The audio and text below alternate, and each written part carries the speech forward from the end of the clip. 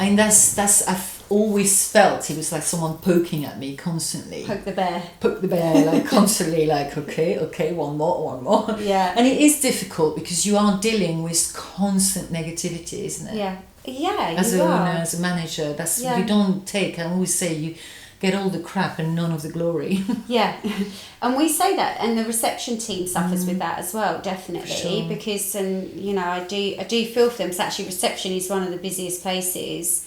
Well, it is the busiest, and what I think is the key to the business as well. And that's exactly what happens to them. But as we're talking from an owner perspective, it definitely is. I mean, you do have to learn coping mechanisms in order to get yourself through that. And Yeah.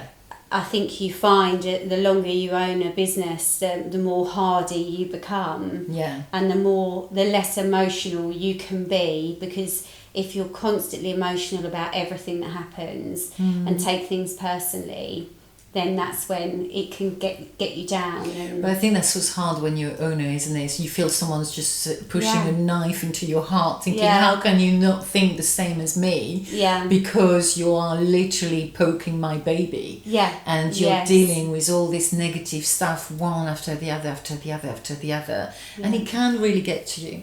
I mean, when I was managing very large teams, up to, at one point, 230 people, it was very difficult, plus at home, plus being single mum, it was very difficult to feel that I had a day where I wasn't dealing with negativity. Yeah. And I remember I was quite young when I became area manager, and my boss took me aside and said, look, every now and then what you need to do is when someone talks to you is protect yourself with this invisible shield where it reflects everything that's said to you, so you're not carrying it on your shoulder. Yeah. And I remember even starting my day looking at myself in the mirror thinking, right, today you're going to have a good day, and you're not carrying anyone else's emotion onto your shoulders. Yeah. And it sounds ridiculous, but it really worked, because even though I have a lot of empathy, but I was able to take that kind of step back a little bit from what was said to me. Yeah.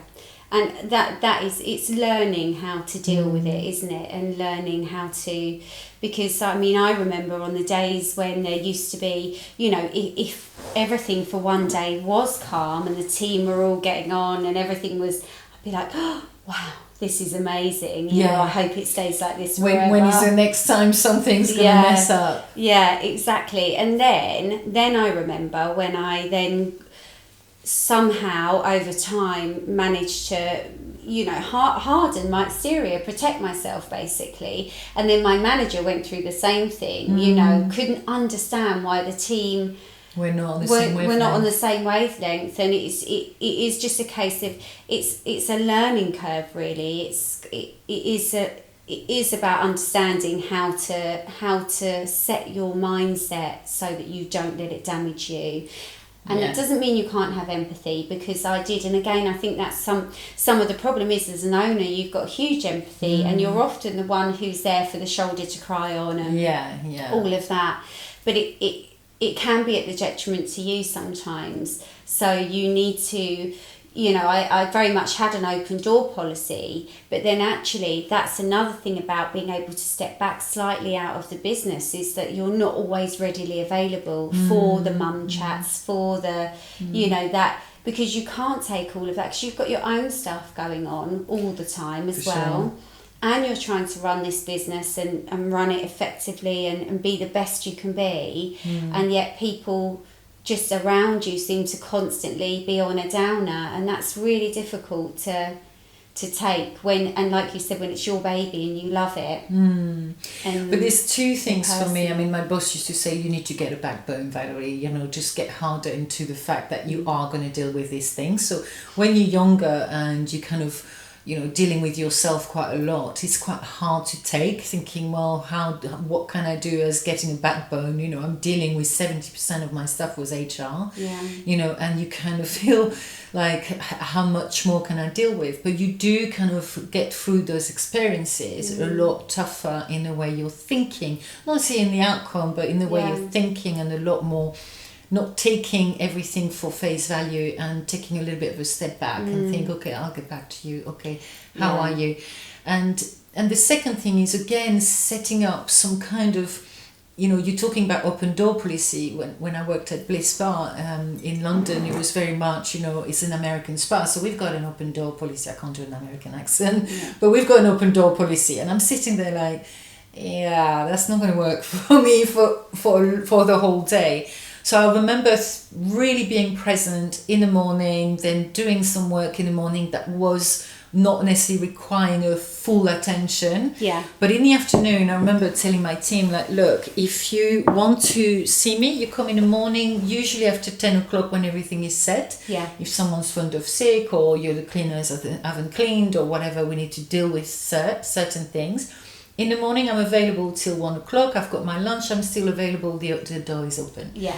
By 2 o'clock, I used to put a scarf around the door, and what I was saying to the team, look, you do not come into the office, because that's when I would do things a lot more kind of paper based, or figures or numbers or whatever. Yeah. And unless there is 3 things happening, there's a fire, I'd like to know, that'd be interesting, unless you want me to stay in the office, or there's blood, but I don't want a little bit of blood, I want a lot of blood, or there's death, obviously. I need to know. But otherwise, what is so urgent? Because you get worried by things that my uniform size is too small, it's very important to you, and I understand it's bringing you down because you don't feel good, but right now I'm dealing with stuff that is really mega important, so I haven't got the time and the energy or the focus to deal with that. But if you again structure your time perhaps a little bit better and are able to engage with the team when it matters, a lot of time they come and see you, and you have a bit of a chat, and off they go. But you're left with that feeling of like, oh my God, the poor girl, she's going through this. Isn't it? Yeah, definitely. And I think as well, if it is about your team are always negative, then you just need to also view what's happening in the team. Why is the team culture, why is the team always negative? Again, does it go back to that one person, or just reviewing it and seeing why they're all unhappy? Is one member of the team bringing the other members down? Is it that? But again, we've spoken about that before, about boundaries. It's about them understanding your boundaries. And if you start off, which I very much did, was anyone could come in any time and chat to me. But when your team grows, and when I could spend a whole 8, 9, 10 hour day just chatting to the team because they want to offload their stuff. And then you're stuck at the end of the day thinking, oh my God, tomorrow now I've got to do all of that. So it is about, that's not necessarily protecting yourself against negativity, but it's just protecting yourself as a whole, as an owner, and your time. And so if the team know the boundaries, like you said, you set times, say, right, I'll be in this morning. What I did was decide to work away from the business. But then when you're there, you're present, and you're able to I'm listen. available all the time, and and when I'm not, and I don't have to, because I knew that when I'd go in, and I used to love it, so it's a bit of a difficult thing, because I loved being that figure. But at the same time, because it's important. It is, and the team needs it as well. Now, whether it's you that figure is, or it could be the manager that's that figure. It doesn't have to be you, but I suppose it's if you look at it from a child-parent basis, it's whoever you've grown up with and their mum, and you go to them, and it's like if you've been with them from the start, they'll come to you. But that can change, and you can make those changes by implementing those, just step out 1 or half a day a week to start with, and so on. Make sure the team know why, and why you're doing it when you're available. And understanding everyone's got different perspective, isn't it? Someone was saying to me not long ago, she was talking to a girl who's Ukrainian and going through, it was all about the war and the family, and she said it was so heavy, and I had customer complaints, and it was 10 o'clock, and it was, but she obviously needed to offload, and I've got someone else who's coming in who's really upset because her boyfriend has left, and then she's crying in a corner waiting for me, and I'm sitting there thinking, I've got that customer complaint, how can I deal with this? But is being able to really assess, what is my priority? Can I book 15 minutes with you? Give me 5 minutes, let me go in your room and I'll come and see you, and manage those expectations, really. But knowing we are, as managers, we kind of have, and owners, we have to deal with the negativity. We do, so we have to deal with it, so therefore it's about how do we, it's not taking it personally as well, because some of the negativity might not be about them and their situation. It might be about, you know, oh God, that doesn't work anymore, and have you seen this, and so's not packing up the you know, the kitchen properly or whatever, and it's just constant sort of nagging, isn't it? Yeah, it's like living at home with a partner, really, but which is why I don't anymore. But no, not everyone's like that. But yeah, I suppose it's just that constant kind of nagging, and it is just allowing yourself to hear it, acknowledge it, but don't let it bother you and don't let it get to you, because you just know that it's incoming quite a lot of the time. But it's important that you do acknowledge it, but that you don't have to take it on and start thinking, you know, and react straight away. Oh, well, I'll have to see if I can sort that or do this. Yeah, for sure. Yeah.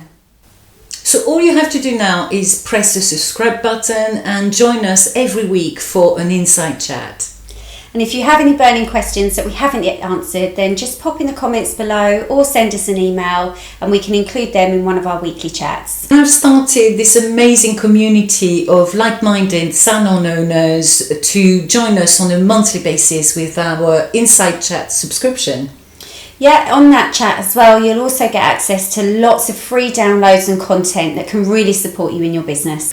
And thank you so much for listening. And we'll see you next time.